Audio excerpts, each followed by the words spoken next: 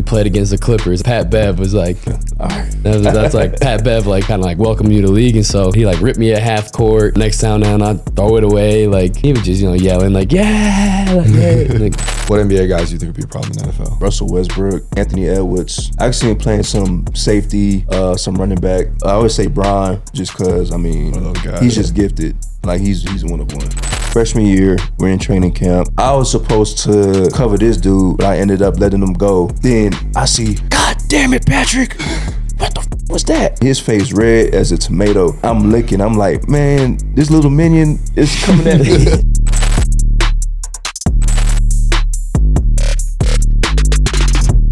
What's up, everybody? Welcome back to another episode of the White Noise Podcast. Episode 21 is presented by our friends at Eddington Law Firm, Colorado's favorite personal injury attorneys. We are joined today by 2024 AP NFL Defensive Player of the Year, number 10 on the 2025 Top 100 NFL Players list, our favorite Denver Bronco, Pat Surtain II. Thanks for tapping in with us, man. I appreciate it, man. Thank y'all for having me. Yeah. we was hyped about Can't wait this for one. it. I was like, we get this PS2 dope. on it? It's crazy. Yeah. It's dope, man. Honestly, maybe like the undisputed best nickname, too. Yeah, PS2 is I tough. think. Okay. All right. And your boys call you P2, yeah? Yeah, P2. It sort of started like in high school, PS2. Yeah. I ain't think much about it because I was confused into like, you gonna name me after like a video game console. then they told me about my name, and it was like, okay, it's starting to make sense. I see the correlation, so Yeah. I just stuck with it. I grew up on the PS2. That was, I love it. Anything I do to get home to get the PS2. I think that was like my first purchase. Like I save all my money up to get a PS2. Yeah, facts. You got a chain too, right? You have a video? Is that real? Yeah, it is. No, not real. Is I saw an image of it. I don't know if it was an AI image or if it's your actual chain. Nah, I went crazy. That was like one of my first big ticket items. Yeah. Like, It's fire. it was for the draft. I had my boy Leo Frost. He's a jeweler based out of Houston. And we was like, man, we gotta do something big. Like, we gotta do something that's gonna change the whole dynamic of the draft. You know what I mean? Everybody gonna wear like something subtle, but you know what I mean? You gotta come stepping. So Facts. Yeah. You seen it? Especially when you he iced it out, iced out the controller, Yeah, it's fire. had it light up and stuff. It was crazy. But It lights up? yeah. You still wear it? No. I'm like, I'm good off that, bro. It was just for that one moment. Yeah. No, that's I'm like, fair. I'm good. That's fair. Cool. Well, I want to start with the early days. I think there's no better way. Obviously, you're a hoop fan. You hoop a little bit. What is that like for you? Are you hooping in the off season? Are you more of like you want to watch the sport, or what's basketball to you? I love basketball. Basketball was my favorite sport growing up. I was a huge basketball fan. And I never wanted to specialize in one sport. I always played multiple sports growing up. So, and basketball is one of my favorites. Obviously football as well, but it translated well. But it also allowed me to compete in a different environment, but also showcase my skills. Because I thought I was going to be an all-around hooper. But, that changed. It's hard to make it to, where you at. But,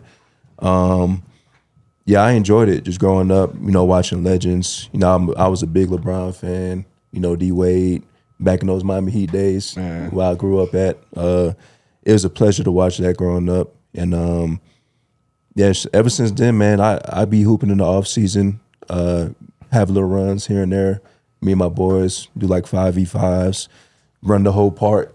You know what I mean? But it's just good. See those Pat Surtain highlights on Twitter or something. Yeah. When they got all this player can hoop too, and so gotta get you some of those. I looked, Yeah, man. You got to get a camera guy out there next time. Yeah, I gotta get camera guy, man. I gotta get camera guy. Yeah. I gotta do like a session because I know y'all be doing like. Not saying I belong on the court, but y'all be doing like pro-am sessions. Yeah. I love to get a session in. Yeah, there you go. Sometime, and next time we'll get one out here in Colorado. Okay. We'll get going. Okay. Yeah. Who would you say is your player comp? Player comp? I get asked. I be switching up depending on how my game feel in the off season. You know what I mean? I had like one year I felt like my player comp was your boy JT. And I was like, there we go. That's not a bad player comp to have. There we go, Jay. I was like, I feel like Tatum. There's some days I'd be like, I don't know, but I don't know. Either between JT, or I just have like a Sean Livingston badge, just mid-range badge. There we go. Go crazy. The big guards. Facts. I love that. Yeah, Sean Livingston was so cold. Like when I I first know. got in the league, I was like, this is, crazy. you can't contest the shot. He shoots it like way up here, and then But it was like it was Never so missed. efficient. Like Yeah. it just looked the same. Like you knew poetry. exactly what he was gonna do. Exactly. Just rise It up just- and That's a consistent. good pull. I was Yeah. not expecting Sean Livingston. Sean Livingston. good. That Mid-range was a big game. pull. he doesn't. He's one of the mid-range goats. For sure. Yeah. For sure. Yeah. So you just hoop in the off season? You just Yeah. hoop like when the opportunity presents itself, or are you hooping out here in Colorado though? I've been to basketball social house. Yeah, of course. Yeah, me and the team be going there and we be doing like some sessions whatsoever, hooping a little bit. You know what I mean? Against Who's the best player on the team? the best Second player? best player. No. We got number one right here. You think so? Best hooper. Okay, I'll put myself up there for sure. I think Caleb Lohner, he's a tight end for us. He can go. But he played college basketball at Baylor. Tight ends always have a little advantage. Yeah. So he got a deep basketball background. Basketball bigger body. too, good size. Basketball Yeah. body. Yeah. Court Sutton, he could hoop. Jaquan McMillan. Yeah. He a smaller guy, shifty, Yeah. point guard. You know what I mean? I got just some picture those finesse to his games of game. just straight athletes just driving to Yeah, the basket. exactly. fast, Hard foul, vertical. physical. Foul. shit everybody, talking. everybody gonna dunk. Everybody gonna get up there, man. Yeah. But majority ain't got no finesse like y'all do. What's the but- jump shots looking like? exactly. You know what I mean? Everybody can shoot. drive to the lane, bro. Yeah. Let him shoot. That'd be entertaining to see. Yeah. So you did you grow up a Heat fan, or you got a team now? Who do you watch when you watch basketball? I grew up a Heat fan, Yeah. but ever since I've been out here, I'm starting to like the Nuggets. You know what I mean? Yeah. I love watching the boys play, but I just like watching good basketball as well too. Like it be competitive, especially towards like April. You know what I mean? May. You know when the playoffs start heating up, and things are at stake. I love watching those matchups, and I don't know. I'm a big Jokic fan. Jamal be hooping as well too. So yeah, they be putting on for Entertaining team to watch. Yeah, it's a great For team. sure. Yeah, Is I it- know is y'all. there- I know y'all had y'all run with them. Yeah. How you feel about them? How I feel the Nuggets? Yeah, I'm cool with them. I mean, it's kind of weird. Like this is my hometown. Yeah, I so, know. Yeah. It's kind of weird. Like we were really good, Yeah. and Nuggets have been really good. So whenever you come out here, do you have like big family? Like family come out? yeah, and like just- I already got a suite for the next game. Yeah, Have there. I got like 20 or something tickets in there, and then I'll just get some other tickets where like all the family, all the friends, just Right. try to come here. that's show how out, you supposed show to love. do it, though, man. We're only here one time a year too, so Okay. like this is the time. Got to do it big. Yeah, Next week. it's always Next week? Yeah. Oh yeah, I'm gonna have to pop out. Then. it's always Yeah. a good game. I'm too. gonna have to show up, man. Yeah, Yeah. you But the for last sure, for couple sure. years, like the atmosphere has been unbelievable. Like, You last year was the year you got sick, right? yeah, last You year I didn't missed even it. play last year. Yeah, but Yeah. I missed like 3 games last year. I missed. I was sick, but Yeah, that sucks. that atmosphere is always insane because like, there's a lot of Boston fans out here in Yeah. Colorado, and then the Nuggets fans. It's just it's a fun Fun environment. fun to be environment. in, So for sure. A lot of D-White fans too. Like yeah. you get probably like 30, 40, 50 tickets in as whole, and then I think a lot of other people that are there are Nuggets fans, but when you're in town, they're Celtics fans. Nah, I don't know. We gotta ask Ryan about that. You know, he's a CU guy, but I also think he's going for the Nuggets. It's a tough day for Ryan. He's conflicted. Wakes up conflicted. But I have a question though for. You Yeah. seem to talk about like how basketball like it ramps up for the playoff time. Would you say there's like a big jump in football like playoff time? Because I mean you only play once a Yeah. week, so You could feel the urgency for sure when the playoffs start. Ramping up. It's like sort of when you get to that like December, late November, you're starting to figure out like, okay, where a team's going to separate themselves. Like who you see as the potential 1 seed, 2 seed. Yeah. Then and therefore, because they get even more competitive. I feel like September and October, you just fight for a winning record. And like, you try to, because that's like the gauntlet, through October, that's when the gauntlet starts. Then November, December, that's when the competition starts to ramp up. Then December, in January playoffs and stuff like that. So, yeah, man, I think like each and every week though, you got to give it your best. Like Yeah. you can't, like you can't. Football's so crazy. Yeah, you can't like, be complacent because that one mistake, or you know what I mean, when you ain't feeling the energy, feeling the urgency, you could, you know, get your ass beat. You know what I mean? That's just like every week if you don't prepare the right way. But yeah, that's probably just that's like just, people got more tape out on you. Like exactly. you got to be, you know, you got to they be, know you your got to be weaknesses on and your it. strengths, and so Yeah. and that's the great thing about playoffs. And it's like the analytics side of football. It's like it runs so deep, not like X's and O's. Like that's one thing, but there's like percentages. There's charts on how many team run this coverages. You know, what team runs this plays. Like it's a lot that goes on film wise and on the analytics. So and it's just one game. That's the one game about football. all that man. for one game. One game. Yeah. Anything can happen in one game. And you have the whole week to prepare. Like I feel like you guys, if you're on a back-to-back, you guys have 20 minutes to go through film, quick hitters, and read the scout. Like you have a whole week where you guys are Locked in on one locked thing. in. Yeah, so y'all schedule is just like so when you play back-to-backs, obviously you focus on the first opponent, but do y'all prepare for that second opponent like during that? So I don't know, it's hard to yeah, so like it's like on the road. yeah. So say we'll play like we just played at Dallas. So we'll have like a scout on Dallas in that morning, focus on that, and then next morning after the game we fly to Houston. Yeah. We have a team meeting at like 12 where we break down like who's playing, what the game plan is, what our coverage is going to be, and then kind of go over a couple things, and then that's about it.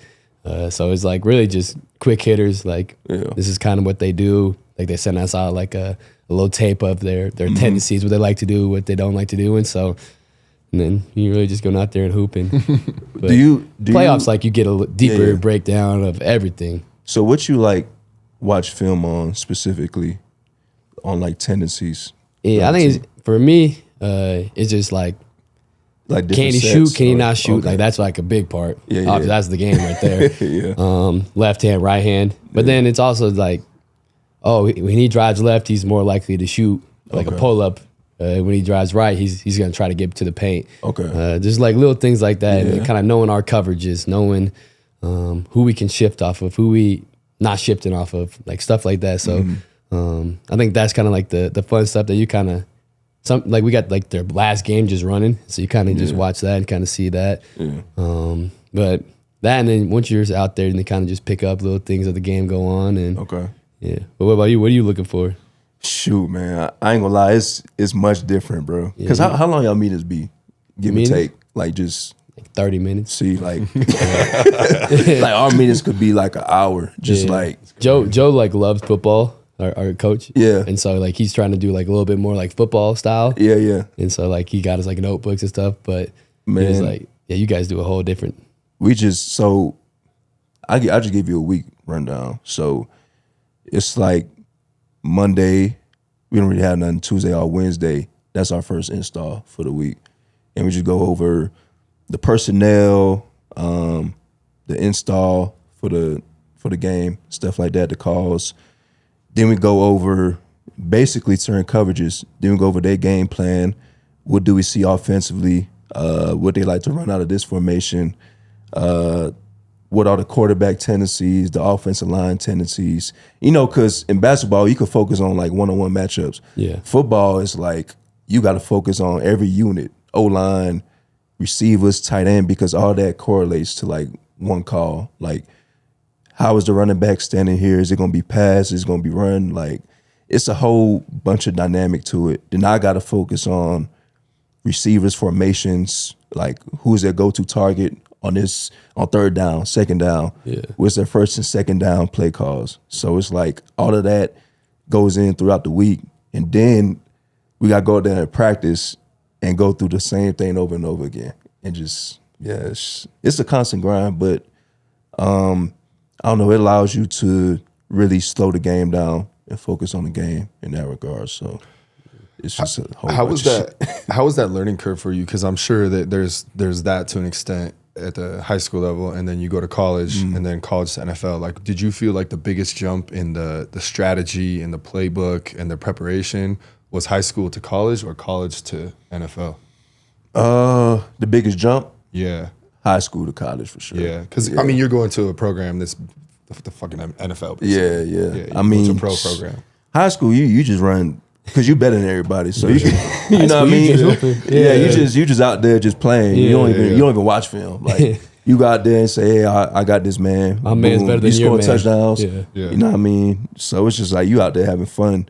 Not saying you don't have fun where you're at now, but it's so much more to it because I feel like each and every level players get better. Coaches get better as well. So that jump to college, I was like, okay, you can't really just bullshit and go through the motions. You got to really like lock in and prepare the right way. Or because there's other guys, because when you go to like places like Alabama, right, you're not the only 4 or 5 star guy there. There's Everybody's like a 4 or 5 everybody, star. and it goes through the whole lineup. You know what I mean? The dude could be 4th-string cornerback. He was a 5-star coming out. But the reason why he's there is because he didn't prepare the right way. He didn't study his playbook. He wasn't coachable and stuff like that. So when I got to college, obviously everybody was like, okay, he's a 5-star, but so what? You know what I mean? You got to show me. Yeah. And it was just a different ball game, just because the playbook was like this big. High school, it was probably like a sheet. So man to man, it was or cover 3. Yeah, man to man to cover 3. But the receiver does this, the coverage change. So it's like all of that allowed me to really understand the game in a different perspective. Sure. You know what I mean? Because it's like football is universal towards many others. Because once you go through that college phase, it seemed like all the terminology is the same as far as defense. And I think some of that translates to the league, and my learning curve wasn't too bad, going to the league, because college taught me a lot, I can say for sure. Yeah, I think I was like when I watched that on film, and now I knew he was gonna do that. Like it's the little things, you know what I mean, just see, the little things you see, and then you remember it, yes. and then you apply it. It's like, okay, that's how you know when you, especially like a corner, like that's gotta be the toughest position. I think so. I mean, obviously QB for sure, but it's like a different level of it's difficulty. It's a different level of physically, right? Yeah. You out there on the island guarding the best athletes backwards. That's just running backwards. Yeah, I was listening to your pod on the way in, and you and TA were talking about like taking an NBA player and putting him on a field, but you're like, you got the athleticism, but then like do it backwards. Yeah. And like you guys are backwards a lot. The too. hips, I'm saying it translates though. Like when y'all on I can defense, do a little y'all bit, kick slide and I always think like if I did any like NFL thing, like I think I would be corner or receiver. Yeah. But where would you put him? Corner.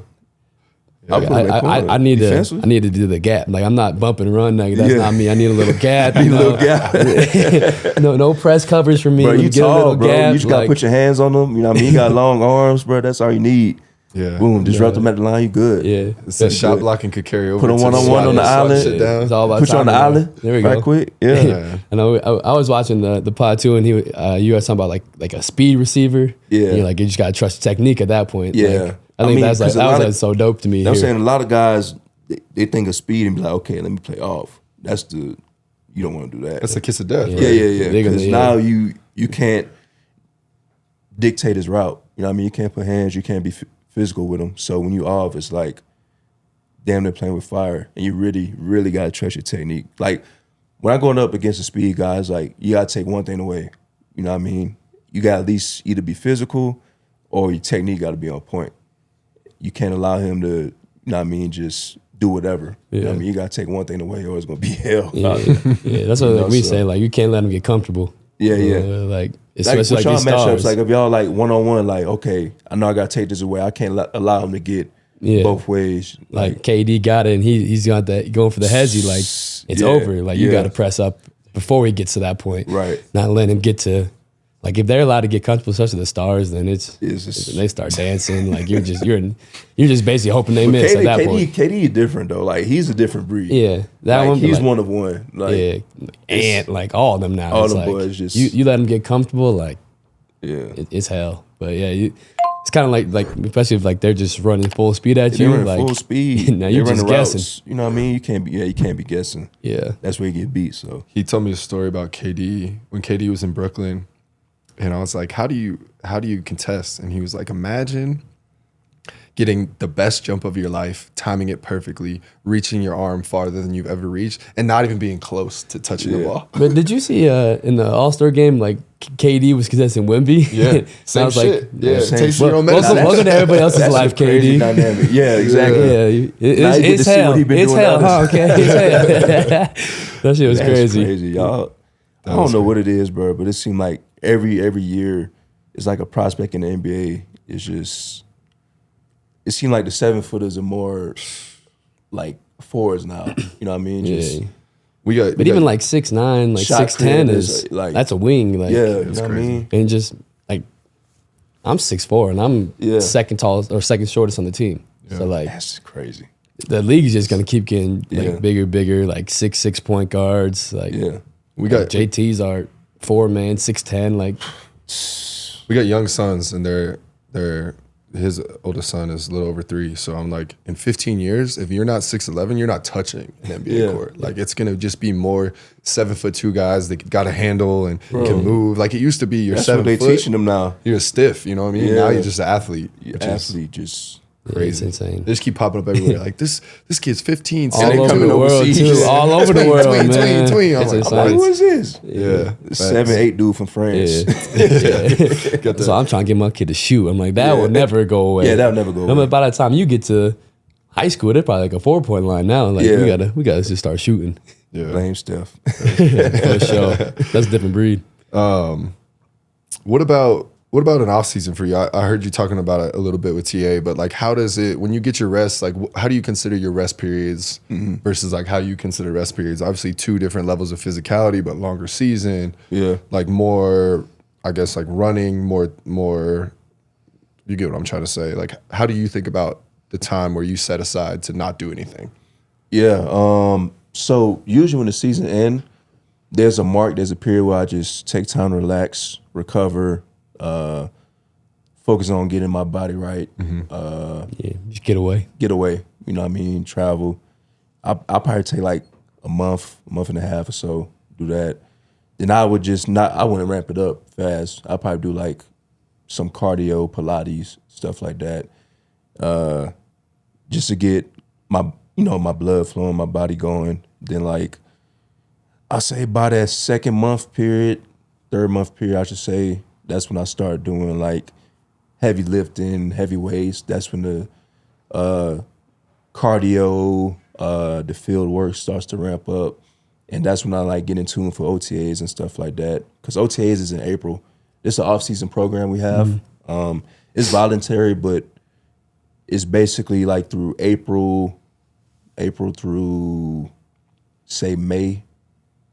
May then June is like mini camp, which is like a 3-day practice for us before training camp. Then we have a break before training camp. So I say I really allow myself to get a good month and a half rest. Then I start to get back into the flow of things a little bit, because, after the season, your body just get beat up. You don't even realize. I can't imagine. You don't even realize because you in season, so it's like little nicks here and there. You don't really feel it. And after the season, you're like, damn. Like, yeah, for sure. Why did she start to hurt all of a sudden? Then you just got to really like take care of it so you can be fresh and feel fresh, even though it's hard just because of all the hitting and grinding we be doing. Yeah. You know what I mean? Game in and game out. So, that's what my off season consists of. And obviously, I love to travel, do all types of things, get back on certain hobbies that I love to do. What's an off-field hobby for you? I'm trying to get into golf. Hey, us too. I'm trying to, us too. We should golf before you get back going. Yeah. I'm trying to get into golf, bro. It's just one of those things. Like I really, really started getting into it like last year, and it's hell, bro. Mental warfare, bro. It's really you against you out there, and any little mishap you have in your technique, the ball is gonna not going. And it's also like you can hit a good shot and it's still like be like 20 feet like from the pole. You're like, oh, that was the best shot I've had all day. Like exactly. Or you can hit one good shot, the next shot you smoke it. Like it's so addicting though when you hit a good shot. Yeah, you just chasing that feeling. Yeah, like you just want to do it again. You want to do it again, right? You're like, what did I do? Why can't I do that every time? I should be able to do that again. Yeah. Thanks. Yeah. What about this is just a thought I had when you talk about like the time you take off and then you start lifting and then you get back on the field. Michael Phelps talks a lot about he worked out. He was in the pool every day for like 6 years straight, never missed a day, because he talked about when you're out of the water, it takes 3 days to get back comfortable in the water. What is that like for football when you have this off season and all of a sudden, and you've lived your whole life in a helmet and shoulder pads and things like that, but like, is there a transition period where you're like, you're getting used to being fully padded and like the full context type stuff? Is there a weird period for you when you put the gear back on? I would say like training camp. So we don't go on the pads at all until training camp, which is like in August. And I say through that period, once I get the pads on and I get acclimated, that's the phase where I feel like, okay, I got to find that groove again, find that conditioning, that cardio. You know what I mean? Because all them extra layers, right? Yeah. It's a whole different dynamic. Some extra weight. Yeah, it's extra weight. And you got to figure out like, okay, is this my real body weight? Am I going to be able to maneuver in these pads? Do I need to gain weight? Do I need to lose weight? Because that's all you do. Like you wear pads, you wear a helmet. You know, that's football. You know, all the off-season program stuff, you know, we're not even in pads. You just wear a helmet and jerseys. So, you know, that's part of it. Then by the time I find that groove in training camp, it's like, okay, I'm back in that mode. You know, I'm starting to feel like in the right shape, in the right condition. But there's definitely a phase where it's like, okay, like the first week in pads, it's like, okay, yeah, I need to get back into the groove of things. You know, that's gotta be like a whole I feel heavy. Like first week you feel heavy, pants feel tight, legs feel tight, and it's just like, man. Then once that like second, third week period hit, you starting to get more and more acclimated. So especially out here with this altitude, like it's a different animal. Yeah, for sure. In that heat, Denver heat is very underrated. For sure. Yeah, it could get hot. Yeah, that sun is closer to sea level. So yeah. I know I've been out here this whole All-Star break, and I'm like, yo, this is like summer out here. Right. Like, it's ridiculous. Yeah, it's a freezing weird in Boston season, right bro. now, but it's super freezing. nice out here. Yeah. It's a weird season for sure. What are we able to play that clip? Can we play the clip or not? Because it's funny you talk about the helmet and stuff. Derrick, you want to talk about this? This hurts me.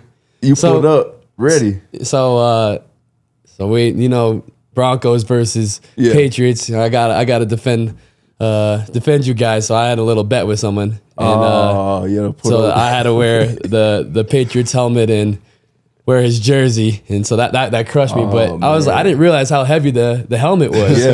At first, I was supposed to wear a helmet and shoulder pads. Really? But like we said, shoulder pads were too much. But the whole night. But I didn't realize like how heavy that. I was like holding the helmet at the house. I was like, yo, this is like it's at least like 2-3 pounds. It's not like little toy helmets that. I was like, oh, this was because they got all the extra padding in there too. Yeah, but I made a little bet. I was so confident in us. Yeah, I could have sworn that was a weird game. Very weird. Yeah, it's the like, weather, the snow was crazy. Everything like the snow, everything. It was just, I don't know. It was strange, like very peculiar in a way. Just like the way how the game was, it was like the momentum was on our side, and the snow started to come down, and it was just like shifted. Yeah. But it was like only 10-7, so it was like back and forth. It was like one play. It was a slugfest. Yeah. So it was going in. I was like turnover battle. Like you know, like we had then one. We lost Bo and stuff like that. But I ain't gonna get into it. It's still fresh. I know it's still fresh. I just wanted to give him a chance to defend himself because he was sick. Right. I get to the house. The helmet's on the couch. I'm like, what the fuck? And then we get to the game, and I park the car, and he's sitting in the passenger seat. He's like. I'm like, are you good, bro? I also didn't realize when I made the bet that it was gonna be a nationally televised game and like all the cameras there. I was like, I would have changed some things around if I knew that. But that would hurt. It was a fun year though. It's been good to see some competitive football back in Denver, and the last 2 years have been a lot of fun. So. Yeah, I've already been telling everybody, I was like, y'all better enjoy it this year. Like, you better get this year. You're not beating us next year. No, they know that too. You brought them up, but I want to shift the narrative away from the end of the season. When did you know? Like, when did you see that Bo was? This is a question from our boy Dan over here. When did you see that Bo was a dog? Like, when did you see it personally? I ain't gonna lie, me and Bo played against each other in college. So early. So Auburn. He was at Auburn, I was at Alabama. Got a little rivalry. Yeah. And I seen him like make some crazy throws. Like he had like a competitive edge to him. I was like, okay, he could play. Then he came to us and I was like, okay, Bo, come here. Let me see what he about. Yeah. I remember like one of the first few practices, he did a regular drop back, reading the defense, reading the coverage. And he was looking one way. He did a no-look pass across the middle, dot. And I'm looking like, I haven't seen this in a while. Yeah. I'm like, okay, he gonna be some. He gonna be some. Then he start like, you could tell that competitive edge start to show when we in training camp and defense competing. It was like one day we was getting after it. Like they couldn't complete nothing. You know, we was getting interceptions, stuff like that. Then the next day, it was like he was lights out, just throwing dots after dots after dots, making completions. And I'm like, yeah, Bo's gonna be a problem. And he has that dog in him too, bro. Like he gonna talk his shit. You know what I mean? He gonna do all that. You know, the whole nod. So he's a hell of a competitor, a leader. He gonna be great, bro. Like I'm talking about like the way how he prepared, the way how he prep himself. Like he's a pro's pro. You know what I mean? So he's gonna be a legend in this league for sure. You know what I mean? So I know he gonna hate me for this because he don't like when I give him that much praise already. Yeah. But you know he deserves it. So for sure, he's the same way. He gets so uncomfortable when you start talking about him. Yeah, I feel that. It's like, what are we doing here? Yeah, what are we doing here? But I feel that. I think that's football practices are like so entertaining to me because like you're on the same team, but it's like two different teams still because offense and defense. But like you guys just be like just talking shit the whole time to each other, like just getting after it, bro. Yeah. Like on the field, it's like no friends out there.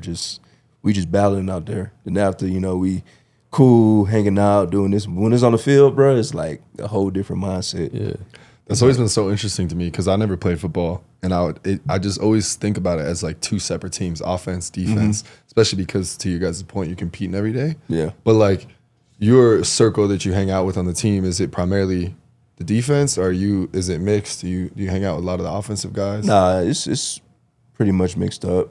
I hang out with the offensive guys.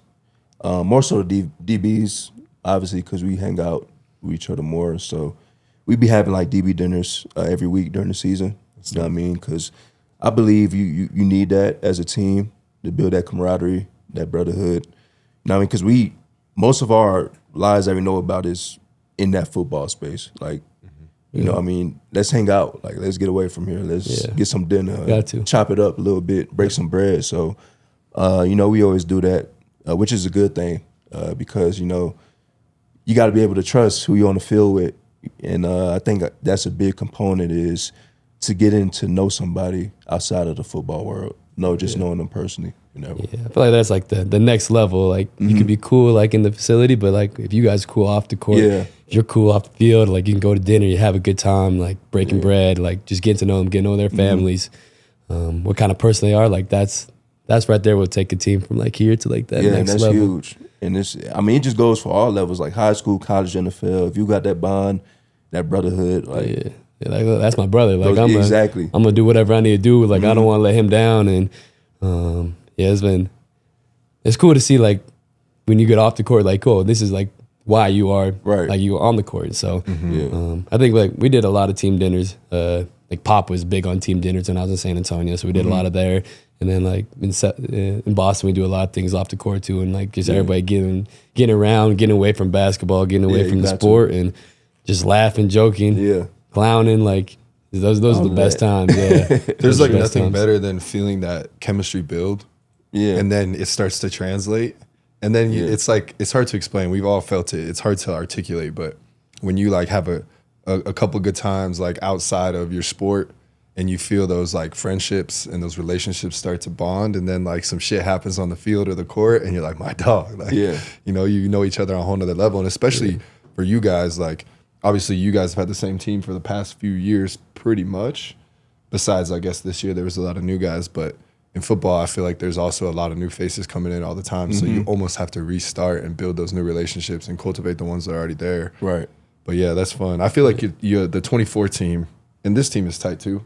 But I feel like your 24 team, everybody was like lockstep on and off the court, which then you win a championship, you know? Yeah. I mean, it's just, like, you don't win if you don't like each other.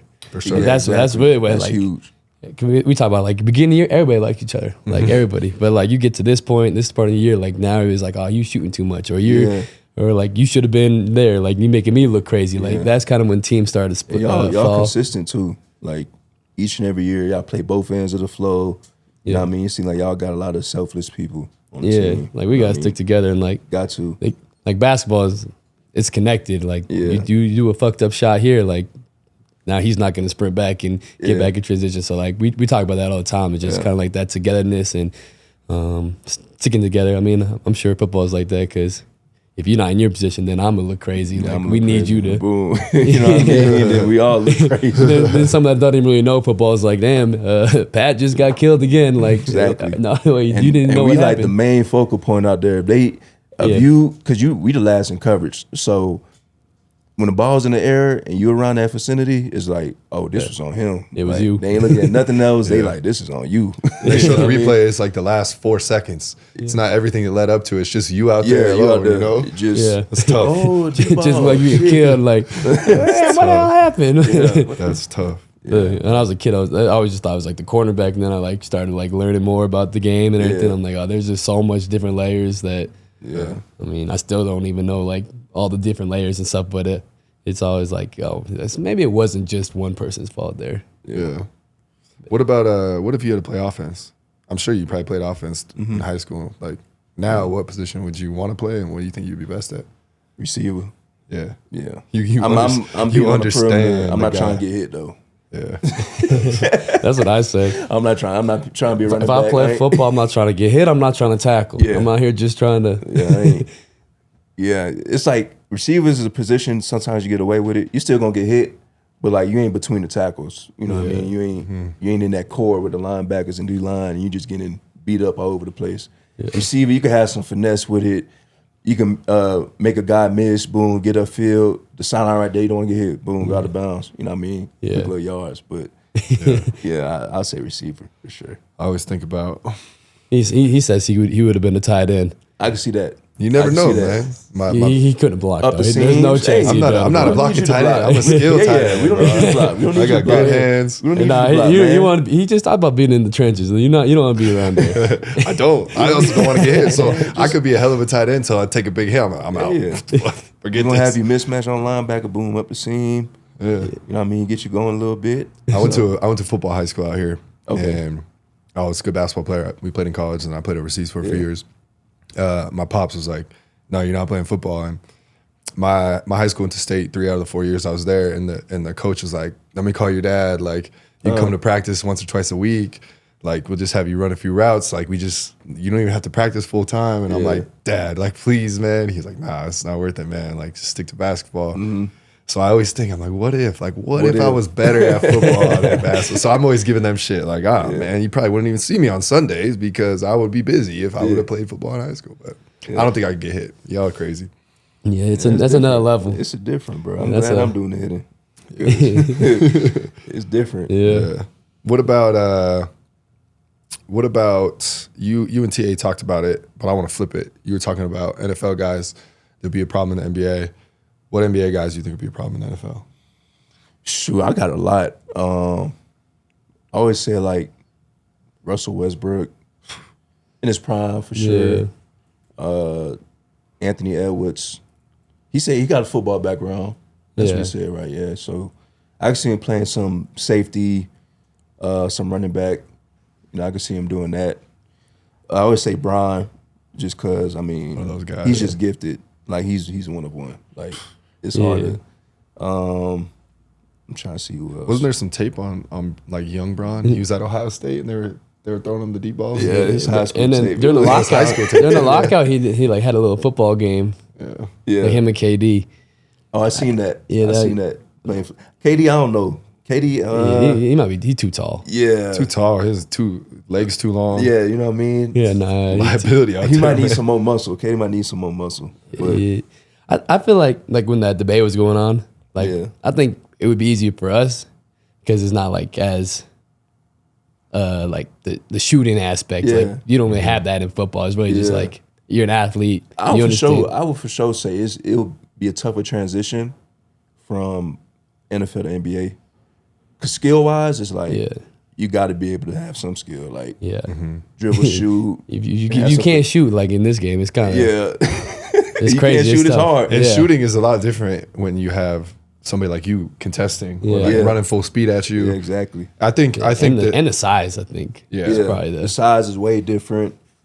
And you got a guard too.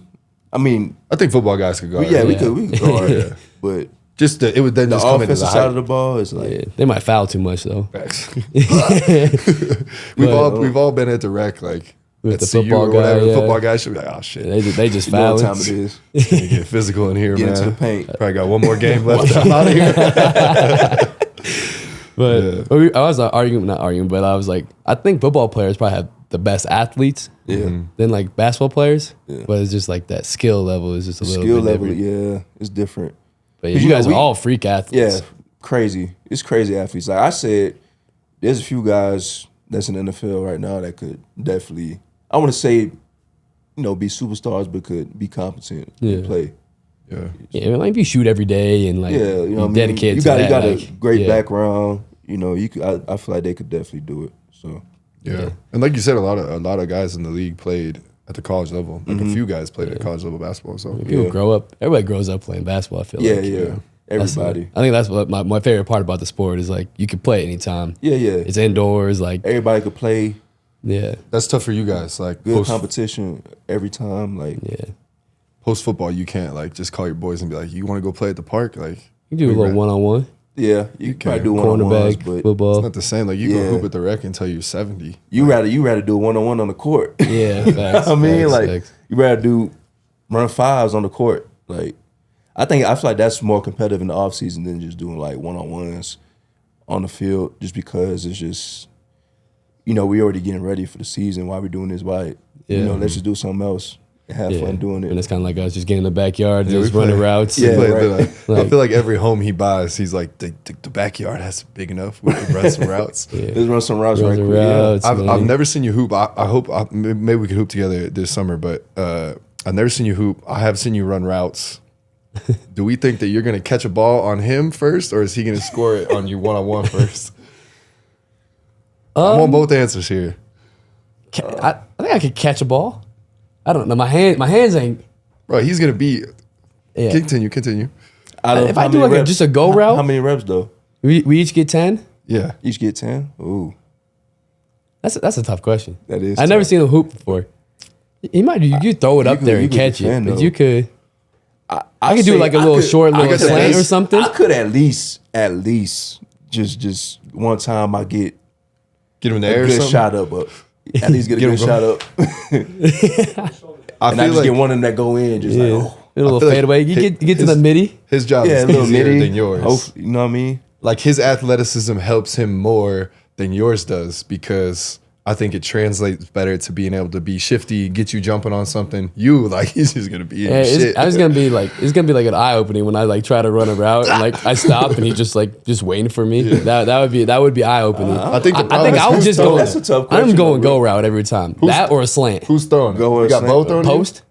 You gotta have the throw is gonna be really important. That really is important. Yeah. A good ball. The throw matters. A throw is a great throw. Because you guys are similar in height. What are you, 6'3"?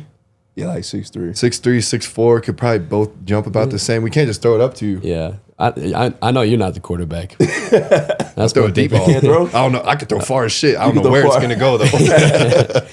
I would need Bo or something, yeah. Yeah, the ball is important. Yeah. Shit, man, there wouldn't be much separation. We'll get. There's going to be a jump ball. Nah, it's gonna be hard, though. We'll get Pat in the gym. We'll get Aiden there with the camera, and then training camp, we'll let you. And he's feeling good. You got to wear a helmet, though. Oh, okay. He said, nah. No, I gotta draw the line somewhere. That would be insane. I gotta get out to training camp next year. Yeah, I want to. I gotta work my moves. Gotta work my dribble moves, bro. I gotta get some. I'll give you the keys. I know you're reading all that shit. You let him get a couple blocks. He's gonna be jumping at everything. No. Okay, you give him one of these. Yeah, Hezzy. That'd be fun. That would be a lot of fun to watch. Yeah, I think I think he might have unless I have like I have both playing quarterback. If I don't have like an elite quarterback, I don't think I have a chance. Yeah.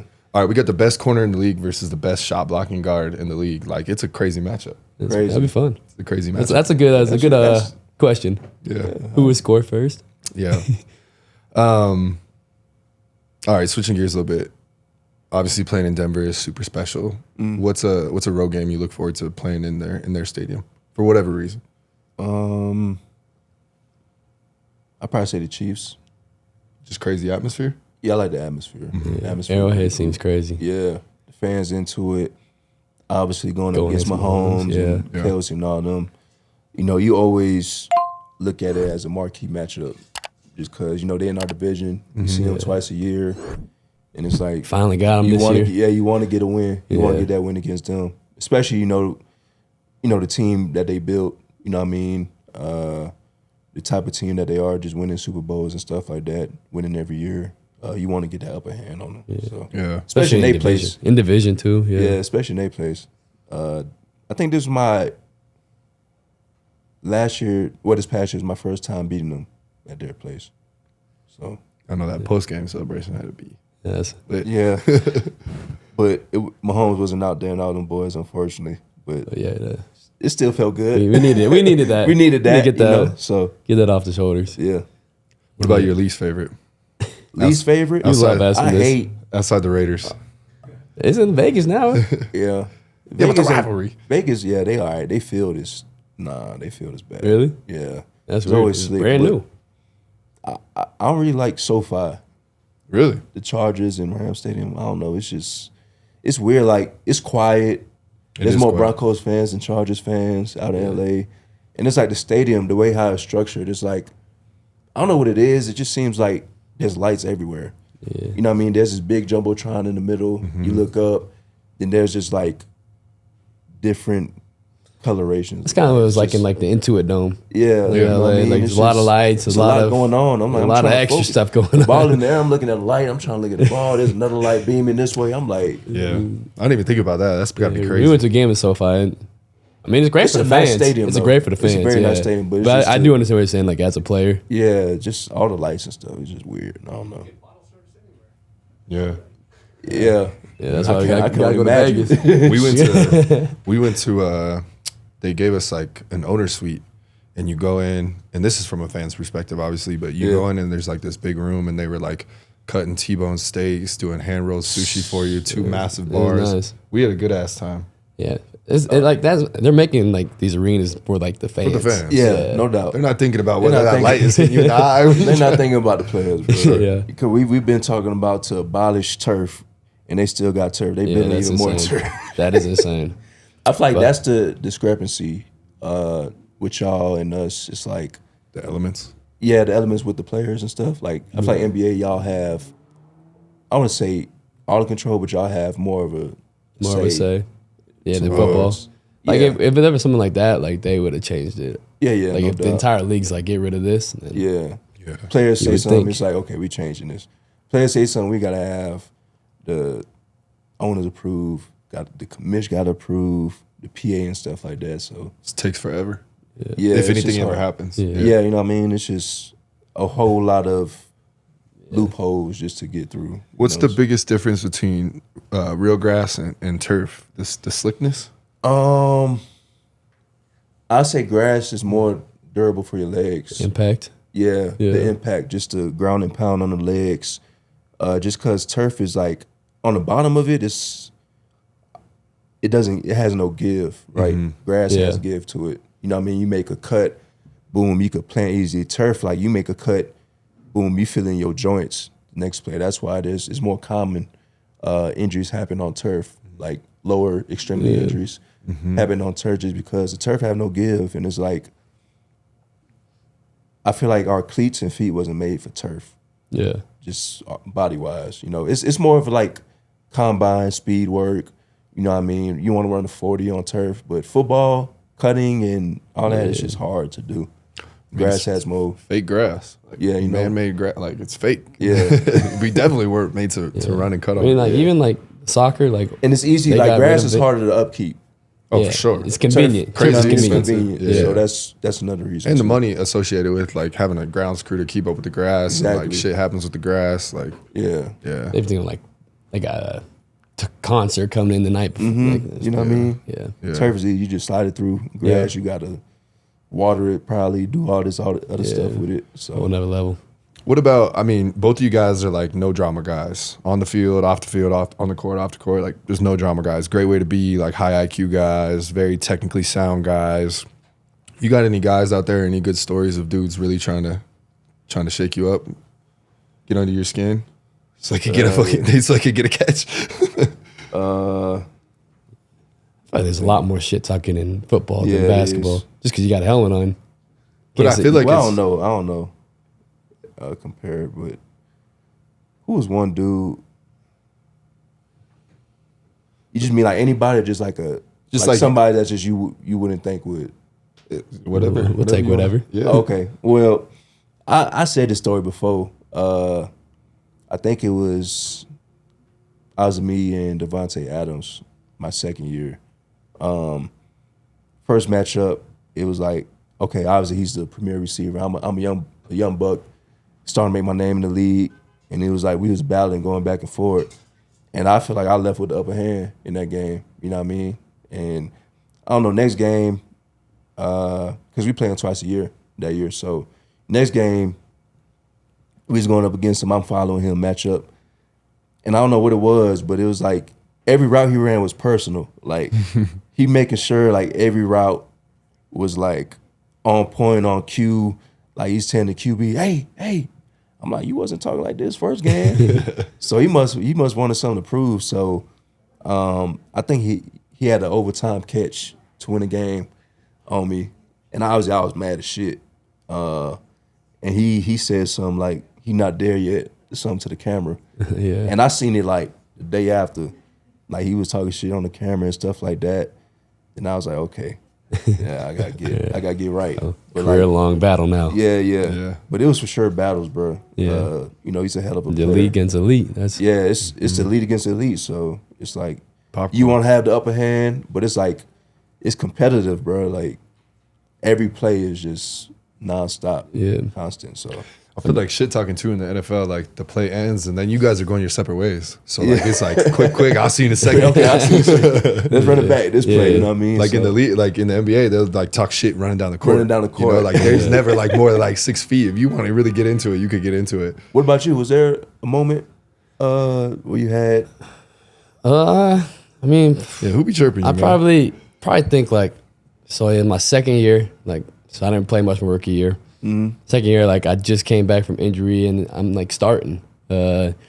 And we played against the Clippers and Pat Bev was like, Oh yeah, all right. that's like Pat Bev, like his thing is like to kind of like welcome you to the league. And so, just like first time, just come here, like just little nudge here, little contact. And I'm like, now I'm on my back heel and he like ripped me at half court, went down, scored. Next time down, I throw it away, like pop yank me out. I don't come back in the whole game. And it was kind of just like, Was he talking during all that? yeah, he was just, yelling like, yeah, like every time you see a young guy, like that's what he's thinking. And so that was like a big game for like my career though. It was like, so Chip England put that date in my locker. The day that happened, it was like, that will never happen to you again. Like now you know what it's like. And so it kind of is like you get, I mean, that's the NBA though. You're going to get got.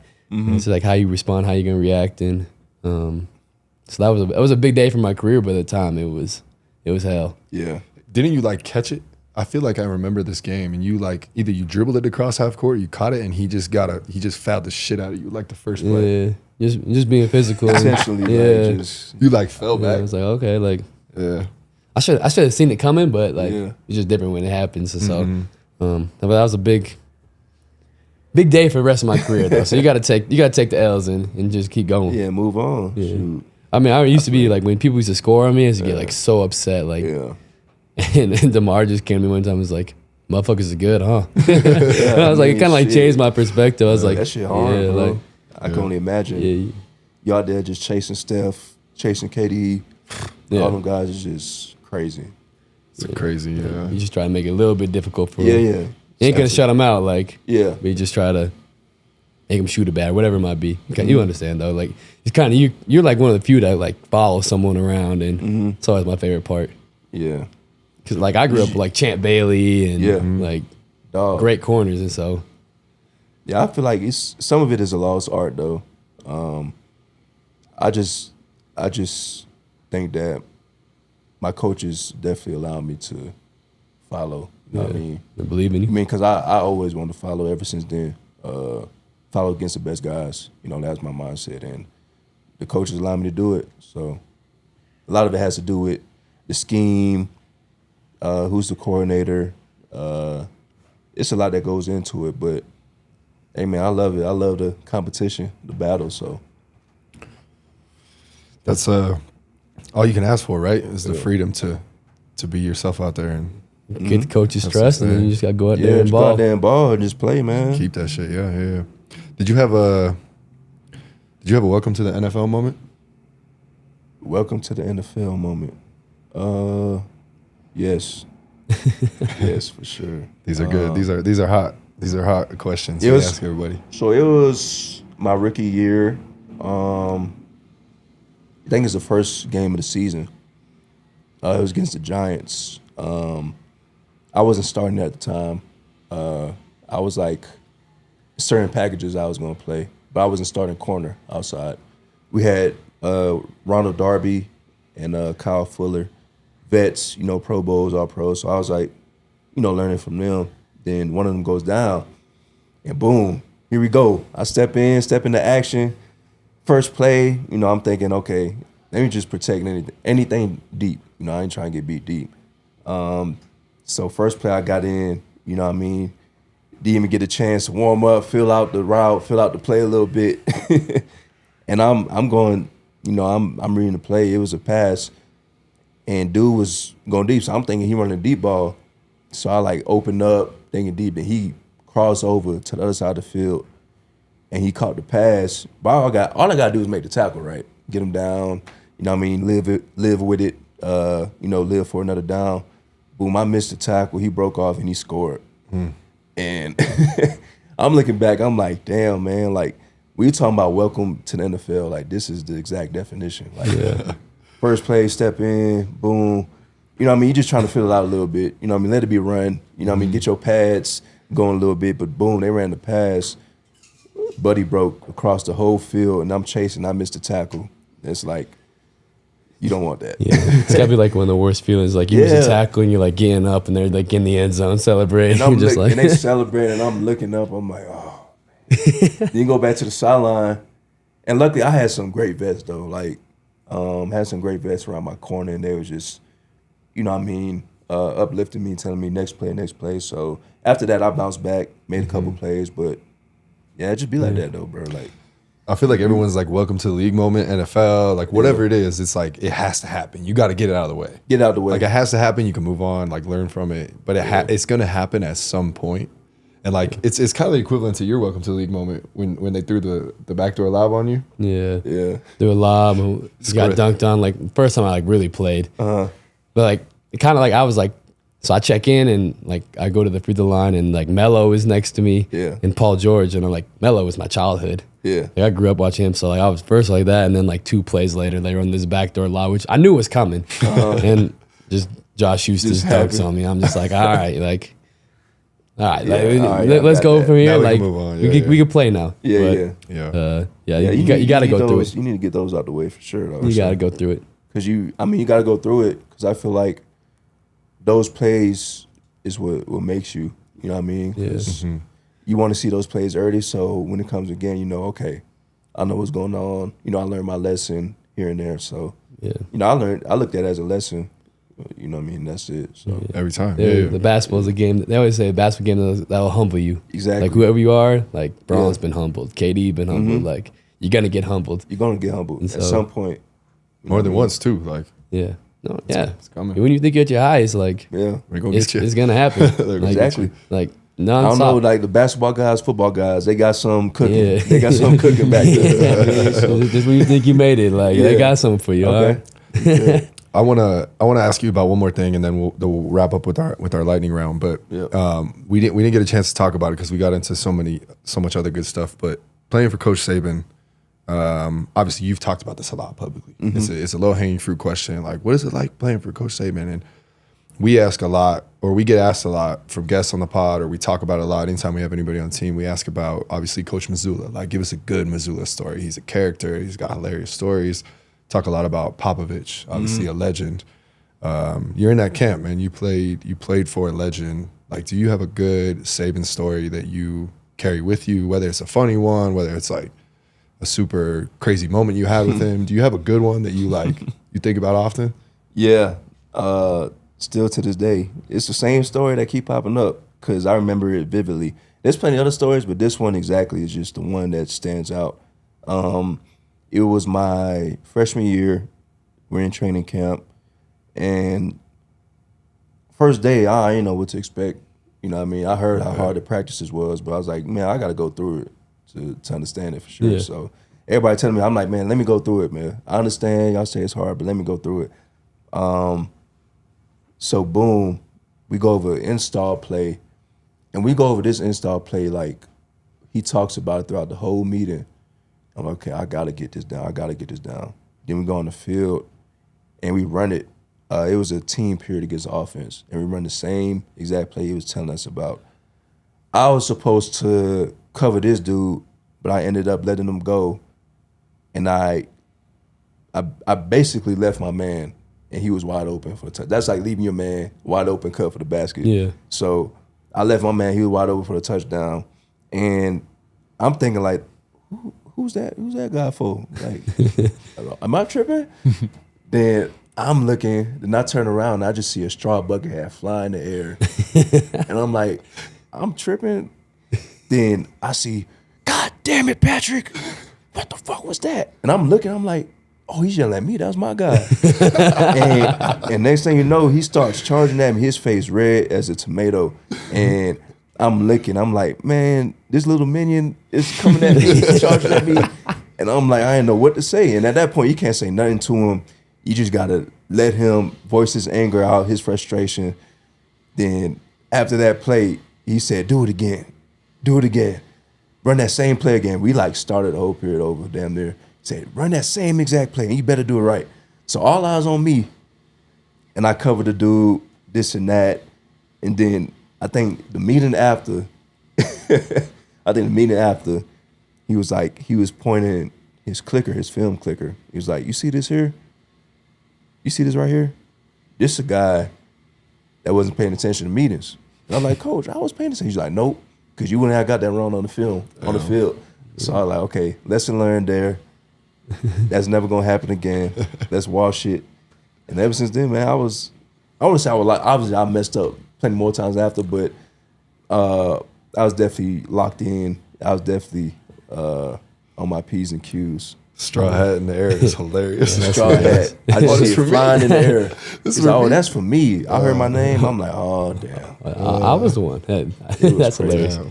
That's a legend for sure, though. Yeah, for sure. Legend. Super legend, bro. The greatest that ever do it. You guys still have a relationship today, I assume? Yeah. Even though it's hard to contact him. You know what I mean? I think he went Hollywood on me. No, that's cool, man. I think that we talked about it earlier in the pod about like the transition from high school to college and how intense, the film is, the scout is, all the preparation. It's a fast track to learning there. Yeah. That's the fastest learning curve I had. Like I said, that transition from high school to college, that was the exact transition. I was like, okay, yeah, this is different. Yeah. Just got to lock in. That's a good story. Yeah. Straw hat in the air, tomato face coming straight at you. Oh, man. Boiling. I'm talking about fuming. I'm like, man, yeah. And then all my players and my teammates like, yeah, bro, we all been through that, bro. Yeah. That's why everybody was just so calm. I'm like, everybody just looking, and he's like, yeah, bro, everybody been through that. So I'm like, okay, I'm not the only one. Yeah, that was me. Like the first time Pop snapped on me, it was just like, everybody's like, yep, that's him. It was your time. It was your time. It was your crazy. Like my freshman year, my rookie year. Like I wasn't playing much. Like I could see it like here and there, but then like the first time, like my second year. He was like, you think you're just too cool? You're playing too passive? Like, yeah. basketball. He's big on basketball gods, and so like I was just like, oh, like Danny or not Danny. Elliot was like, welcome, it's different. Welcome. Yeah, for sure. All right, well, we don't want to keep you too long. We'll wrap up with the lightning round. Today's lightning round is brought to you by Eddington Law Firm. We'll let Derrick read them, but I want to lead us off because there's one question I forgot to put in here. One rule in the NFL you would change. One rule in the NFL, I say the taunting. We get personal fouls for taunting. That's crazy. I mean, I'm not that big of a trash talker, but I just feel like when guys do it, it's not necessarily to get at them. It's just that competitive edge. For sure. You know, it's competitive out there, man. People gonna talk. You know what I mean? Yeah. But at the end of the day, people, it's a kid's game. You know, we all playing a kid's game. We grew up loving to play, so I'll get rid of that for sure. Yeah. Better for the ratings, especially too. some quick like. Yeah, and you get fined for it. They take your money for it. Yeah, y'all get fined for everything. Everything, man. It's they take your money for You it. saw speaking of fines, you saw the dude from Chicago shoot the free throw and flip the rim Colin off? Sexton, yeah, 35,000. $35K for that. You see that? That He shit's wasn't amazing. even doing it to anybody else. Like he was struggling with a shot, makes a free throw, and he just flips the rim off and runs backwards. They $35K. Yeah, that was crazy. That's tough. That's insane. That's bro. tough. All right, go ahead, bro. So you kind of talked about the vets, but like who would you say is your most influential teammate that you had? Ever just playing? Yeah. I'll probably say Justin Simmons. Yeah. I was with him my first 3 years, and he was a stand-up guy, man. I'm talking about he brought me in, helped me throughout that learning curve in the NFL, which is always a guy that you could count on and rely on. So Yeah. Yeah. dope. We were talking about like vets are like huge. Like I was blessed. Like my vets were Manu Ginobili. Yeah. Damn, that's fire. Like my rookie year was Manu's last year. Tony Parker was there. Yeah, Tim. Tim had just retired, but Okay. Tim was always around. Yeah. And so like basically like a coach, That's lit. not really a coach. Yeah. Like Pau Gasol was there, Danny Green, Patty Mills. Like these guys have been forever. So I'm like, I wouldn't be the player I am if I didn't learn from them. And so like vets are, I'm sure football's the same way. Like Yeah, I think that's a huge part of like rookie growth, like rookie development is having a great corner, some great vets around you. That's not like selfish in a way, because there's some vets that's selfish and won't tell you anything. Just be like, oh, okay, yeah. do this on your own, bro. I ain't doing shit for Yeah, you. I mean, not all the people I said were great vets, but you know, Yeah, but there was definitely like I'm big on like Manu, like he kind of just showed me the way of like how to do it, and like it's important, especially as a rookie. yeah, no doubt. We still got to get Mono on the pod. He's never done a podcast, so trying to be his first. Try Clip this and we'll send it to him. Yeah. All right, we've been talking about trash talking. So do we have who is the biggest trash talker on our team? On the Broncos, Yeah. biggest trash talker. Shoot, I'm trying to think. It's Peyton Pritchard on think the it's- Celtics, for the record. Yeah. I think it's either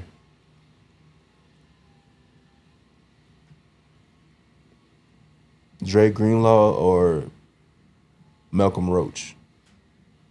Both guys on the defense side of the I ball. like that. Dre a linebacker, Roach a D lineman. Yeah. So yeah, they gonna get In the after it. trenches. Yeah, in the Yeah. trenches. He gonna talk for sure. Big hitters. Yeah, Yeah, that's- no doubt. Hardest route to defend right now. This is also another question for me, so I can Hardest get a route? catch. Yeah. Start working. Yeah. I'm just start perfecting this one round. I can't give you too much pointers, but I'll probably say if it's consistently good, the back shoulder is always hard to defend, especially in that point where you think a go ball, you turn the opposite direction, the ball come right here in your blind spot, or you in perfect position to look back for the ball and they just throw it over your head. It's just like back shoulder, like I remember Aaron Rodgers and Devontae Adams when they used to work that. It's just like impossible. Like Yeah. That Tough was to fun to guard. watch. yeah, it's tough to guard. We'll clip this and share this with Bo. Bo, yeah. Oh no! You gotta do that. I'll be You working gotta on do my that. late hands. I got to work on late hands. I know that much. Yeah, lay hands too. Yeah. Give me late hands. That's all I need right there. I be trying to do that sometimes on like a back door. Someone lobs it and kind of like play like he's not coming. Yes. You know who was actually really good? That Kyle Anderson. Great late hands. Clip it. Yeah. Throw it in here. But all right. Do you have a favorite Denver food spot? Yeah. Masuhisa Oh, fire. in Good call. Cherry Creek. Oh, yeah, I've been there. Yeah, we It's fire, bro. So you're a sushi guy. I'm not saying I'm big on sushi, but I've been definitely opening up my palate a little bit. And I've been eating some, like I went to Japan and had like a 8-course sushi. I had like some squid, like tempura, some sashimi and stuff like that. So yeah, I just went in Japan and went crazy. I'm You sure. go to Japan, You got to while you're there. Yeah, got to. That's top tier. That is a good restaurant. It's a good spot. I got into sushi like 5 years ago, and now it's like my favorite thing. Really? Yeah. You got to check out. I'll give you two sushi spots in Denver that I love. One, Kamoyo, owner. Shout out Juan. He's a friend of the podcast. It's great spots in the Highlands. Okay. And then there's another one, Larimer Square, right next to Ocean Prime. It's like a little speakeasy type vibe. It's called Sushi by Scratch. Okay. It's a 12-person, like private omakase, 16-course omakase. Heat. Fire. They got one. Tap in. They got a piece of nigiri, so they got the little thing of rice, and then they put the stuff on top, and one of them is bone marrow. Oh. So I don't know if you're a bone marrow guy, but this shit is, I've never seen this at a sushi restaurant. It's elite. But so both of those spots, fire. Got to check them out once you continue on your sushi journey. Okay. I could dig some bone marrow. Yeah. Sometimes I get it out, like I be eating wings. Yeah. And you get it out the bone a little bit, some of the marrow. Those are some good wings. It's not the type of wings Nah, I'm getting. I be killing wings. It gets to a point where I be killing wings. I'm like, I'm tripping. I'm eating the bone now. That's dedication. That's hilarious. That's funny. All right. The last one here. Favorite quarterback to pick? Favorite quarterback? All of them. I mean, I picked off Mahomes. I say he's definitely my favorite, but one that I haven't got yet that I want to is probably Josh Allen. Speak it into existence. Yeah, probably Josh Allen. I haven't got Josh yet. When you get him this upcoming year, this clip is gonna go viral. You're gonna see it everywhere. That's a good pick. That's Mahomes, Josh Allen. Yeah, Lamar too. I mean, the legends. It's a whole bunch of guys. Yeah, I feel like Aaron Rodgers would be cool. You don't throw Aaron a lot Rodgers, of interceptions. exactly. I still haven't. Like, I don't know how long. I don't know if this was his last year, but if he comes back again, we play him next year. So we'll see. Another one. Go. Yeah. What's I just gotta ask this question before we let you go. Is describe a pick six? What does that feel like, bro? Damn, pick six. It's crazy. I feel like it's hard just to get a pick, and then you know what I mean? Return that shit. Return it. Oh It's different, God, bro. Yeah. I always love defensive celebrations. It's my favorite. Like, yeah, it's just electric, bro. I just go back to the one I had last year against the Raiders. I caught in the end zone, returned it all the way through, and then cause they had the momentum. They was up I say 2 scores. I think it was 10-0, and they was in our opposing territory by the score. And I got the pick. Then you just see the whole momentum change. Then after that, we was just on it. Like, we played against the Raiders. We was on it just after that play. You were tired of shit when you got to the end zone, huh? Oh, my God. yeah. I'm like, everybody smacking my helmet, you know what I mean, pushing me, shoving me. I'm like, leave me alone. I can't breathe. Man, I'm telling you, bro. I had to take a breath. I had to go on the breathing machine, get my lungs back, bro, and go right back out. That's the only thing, though. Yeah. When you score the pick six, it's like you got to go right back out there. For sure. And it's like, and you gotta execute. And you know they're coming right at you. Exactly. They know you're tired. Yeah. Exactly. I didn't think about dope. that. Yeah. That is dope. Right back on the field. Right back. I love defensive touchdowns. That's awesome. Yeah. Pick six is electric. Yeah. Shit, man. We appreciate you coming. This was a blast. Appreciate y'all. We'll be keeping an eye out for those big picks next year, and we'll get it shaken this summer. We'll find a time, and we can find somewhere safe here we go. to get on the court in the field. But yeah, we'd love to come see you on, at camp, and then we'll get you in the gym with him. He's obviously he'll be back for the summer. Hopefully he's not back till the end of June. That's the plan. That's the plan. Goal, man. The finals. So good luck the rest of the way, my boy. Yeah. Appreciate you. Yep. Yeah. All right, bro. Cool. We don't know how to end podcasts, so we just end them like this. Hey.